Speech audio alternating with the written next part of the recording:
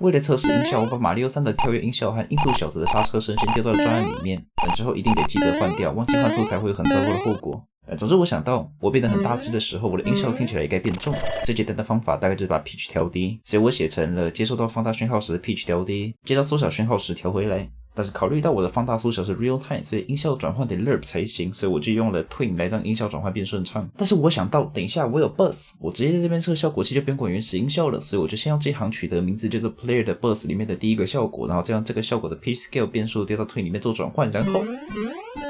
如果你觉得这很难懂，是因为你还没看过《拾荒者》，